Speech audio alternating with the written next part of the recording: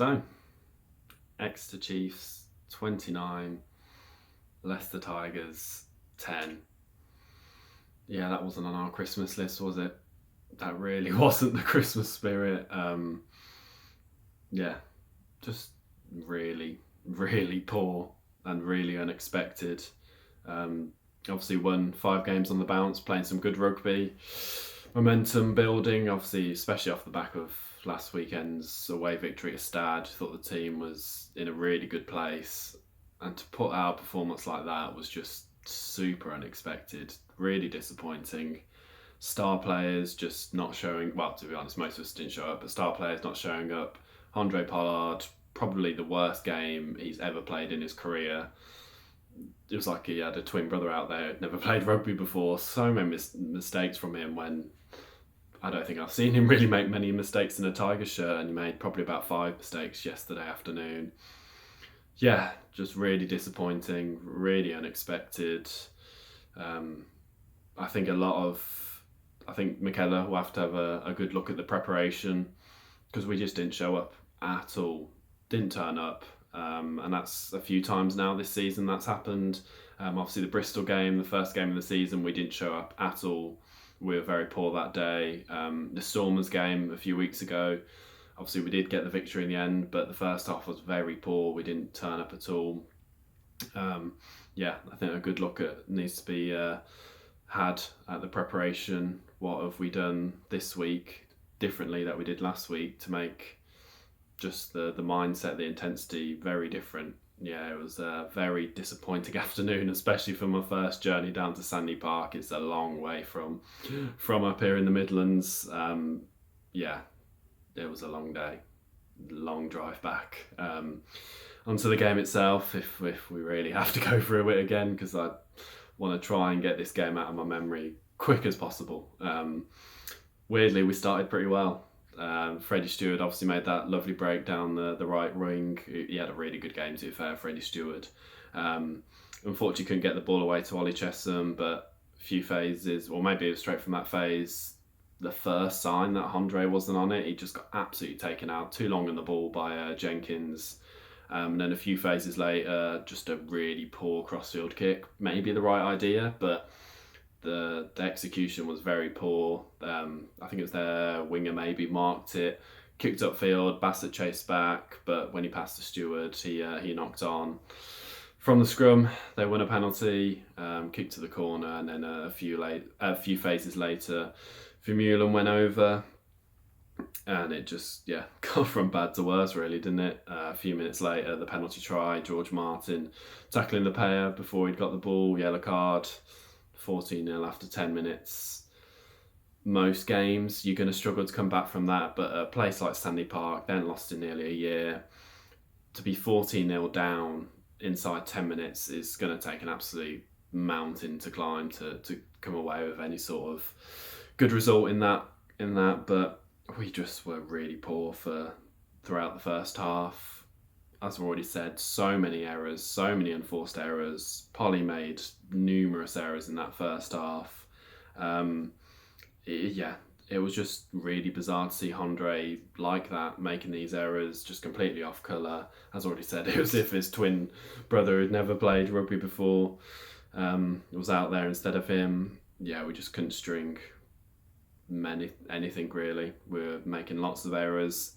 And then finally, just before half-time, we started to get a bit of momentum. Visa made a great carry. But then the ball was shipped out and Pollard just, completely missed out Kelly, and Slade won another sticks. 21-0 at half-time. You're not coming back from that. It would have been a Christmas miracle to even get a losing bonus point. And to be fair, we could have actually got one. But it was super disappointing. Credit to Exeter. They were clinical, they were physical, they looked up for it. Their defence was very good.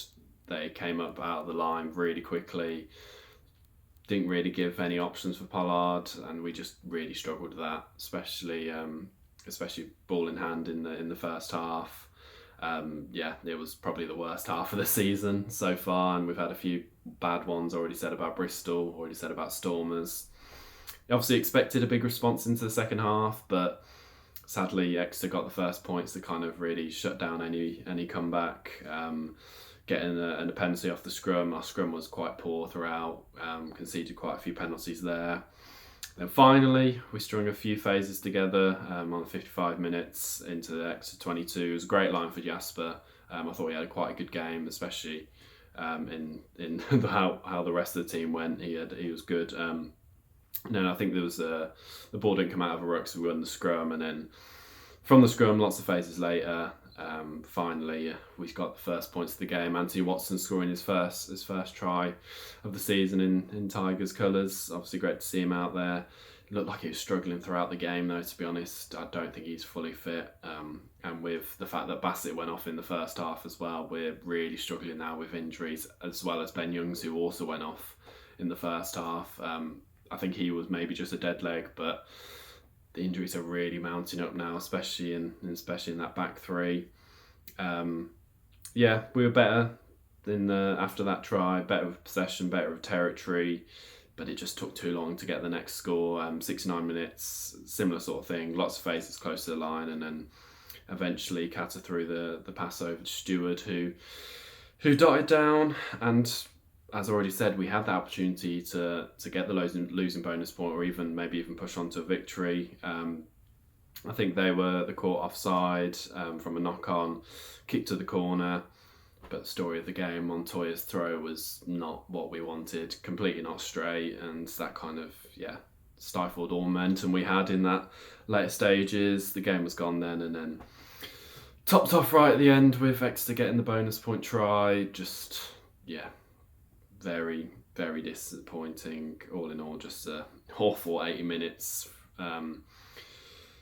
Exeter 29, Tigers 10. Just, as I already said, really, really poor performance. Just didn't turn up at all. So many errors all across the park. Intensity just wasn't there. Pollard was not on it, and when your 10's not on it, and how important he is to our game, with the kick heavy style of play we have, territory, he wasn't on it, and we really, really struggled. But as I already said, Exeter are a really solid outfit this season, which is surprising to everyone. But Baxter has really got his young players, his academy players, and people like Slade just absolutely phenomenal so far this season. Their defence, we really struggled with how quick they were getting up out the line, and then their defence was just lethal, just so physical, and we just didn't have an answer for it. And then attack-wise, they were just clinical with their opportunities. It was just all in all a terrible 80 minutes. It's just weird how we have such a good backline on paper, and yet it's just not coming to fruition. You look at the difference in backlines. Exeter looked lethal ball in hand. We didn't show anything to threaten Exeter at all.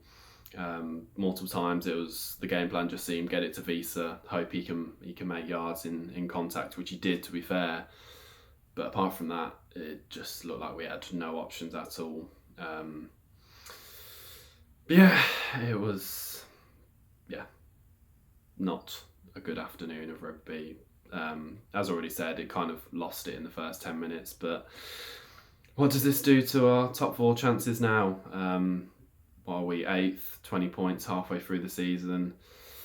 It's going to take some going in the second half of the season to get that top four.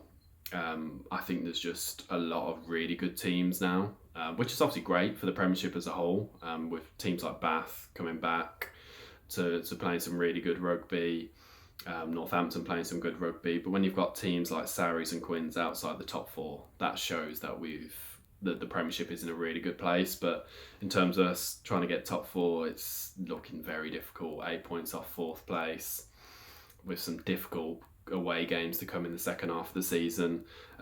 These next 2 games at home, Bath, Saracens, are must win. If we lose, I think that's top 4 gone, which is a massive shame so early in the season to almost written off the league. But let's have a bit of positivity. Let's talk about the standouts. Mike Brown, I thought looked busy off the bench. I thought he's just been very solid throughout the season, and with the news that Charlie Atkinson is off, with immediate effect to Gloucester, I can see that Mike Brown will be getting the renewed contract until the end of the season. We expect that probably sometime next week. George Martin was physical again, made some really good tackles. The battle between him and Jenkins was very interesting throughout the game. Freddie Stewart, I thought he had a very good game. Out of the whole team, I think him and the player of the match, who I'll say, I think they actually did have good games, to be fair. Carried really well, 8 defenders beaten, over 100 metres, ball in hand, most out of anyone on the field. And took his, obviously kind of a walk-in, but deserved his try, really. I thought Freddie had a very good game, but player of the match, it's got to be that man, Jasper Wiese. Man, are we going to miss him next season? Because as I've already said, our game plan sometimes is just give him the ball and hope he does something. Made a great carry in the build-up to the first try. But his stats here are just absolutely insane. 22 carries, 55 metres gained, 15 defenders beaten, the most by far out of any Tigers player in a single game so far this season, and 14 tackles made. Stats speak for themselves, don't they, really? He's just an absolute animal. We're going to miss him so much next season. Hopefully we hear soon who could be coming in to replace him next season. But he was really good in a poor game throughout. Really not ideal. Not the not the Christmas gift we wanted from Tigers. Very disappointing. But gonna have next week, Bath, got to be a must-win. Got to expect a much better performance. Or else is, as I've already said, the league is kind of gone already. But Merry Christmas to you all, obviously.